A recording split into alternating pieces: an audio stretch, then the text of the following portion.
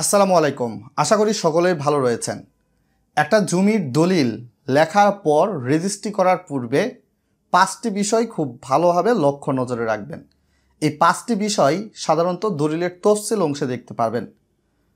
দলিল সম্পাদনের পর রেজিস্ট্রি করার পূর্বে এগুলো যদি দেখে না নেন, তাহলে দলিল যদি রেজিস্ট্রি হয়ে যায়, আপনার চোখে যদি রেজিস্ট্রির পরে ভুল পড়ে, এই ভুল সংশোধন করে নতুন করে পুনরায় জমির দলিল করা বা যার কাছ থেকে জমি কিনেছেন সে যদি বেঁচে না থাকে, কোর্টের শরণাপন্ন হয়ে এই বিষয়গুলোকে সংশোধন করার ক্ষেত্রেও কিন্তু আপনাকে ঝামেলায় বেগ পোয়াতে হবে, আর উল্টো দিকে টাকা গচ্ছা যাবে।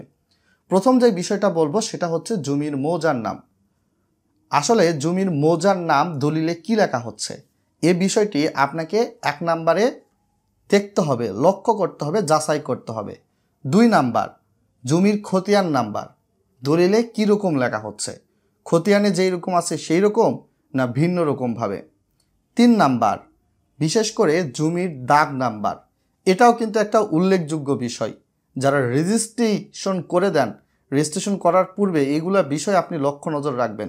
দলিল লেখক বা সাব রেজিস্ট্রার অফিস কিন্তু এগুলা এত যাচাই করবে না।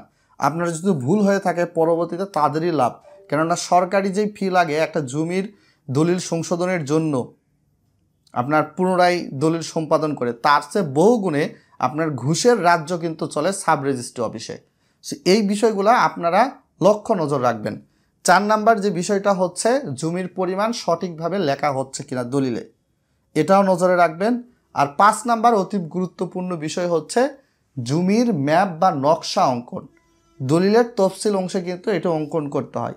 আপনার একটা জমি আছে, যে জমিটা কিনতেছেন, সাপোজ দেখা গেল ওই জমিটার সঙ্গে আপনার ওই দলিলের যে নকশাটা অঙ্কন করা হচ্ছে তার 19-20-এর পার্থক্য হতেই পারে, এটা স্বাভাবিক বিষয়, কিন্তু 18-20-এর পার্থক্য কেউ মেনে নেবে না। তাই একটা জমির দলিল লেখার পর রেজিস্ট্রি করার পূর্বে এই বিষয়গুলো লক্ষ্য নজরে রাখবেন, যাচাই করবেন যথাযথভাবে। ভিডিওটা শেয়ার করে দিবেন যদি আপনার কাছে ভিডিওটা গুরুত্বপূর্ণ মনে হয়, আর চ্যানেলে নতুন হলে সাবস্ক্রাইব করে দিতে ভুলবেন না। আজকে এখান থেকে বিদায় নিচ্ছি। সকলে ভালো থাকবেন, ভালোর দলে থাকবেন। ধন্যবাদ।